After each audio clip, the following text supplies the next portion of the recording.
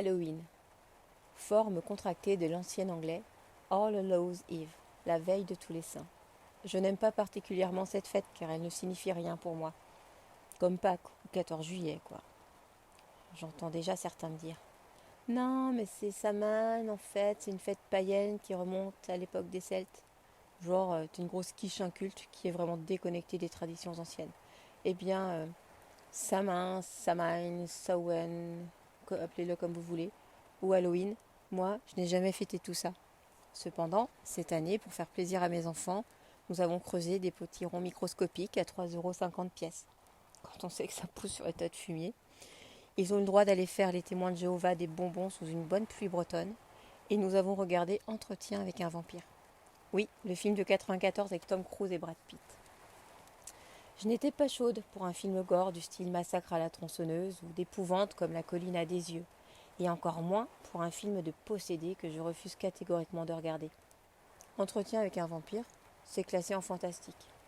Bon, faut pas pousser l'analyse du film trop loin, sinon ça risque de partir dans des sujets polémiques. Toujours est-il, les enfants ont aimé.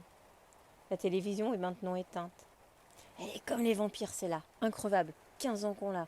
J'ai voté pour son non-remplacement le jour où elle mourrait, mais je n'ai pas eu la majorité.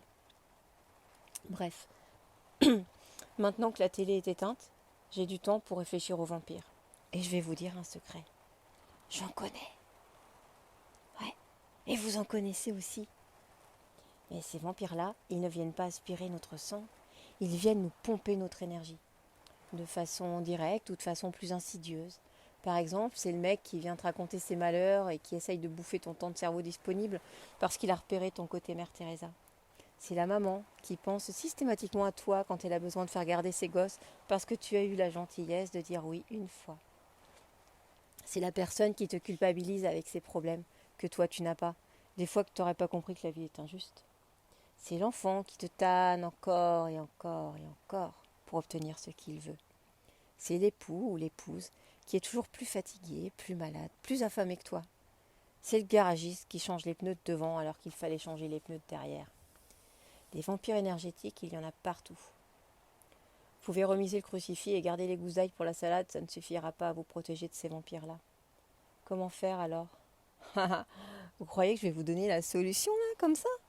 Sachez qu'il y a des personnes qui ont écrit des livres très bien sur le sujet.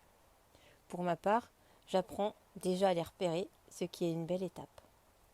Quelqu'un vous pompe? À votre avis, il vous pompe quoi? Votre énergie probablement. Eh bien, il faut désamorcer la pompe. Et bim, un drone américain dans la gueule, ça fout un peu le bazar, mais ça stoppe le transfert d'énergie.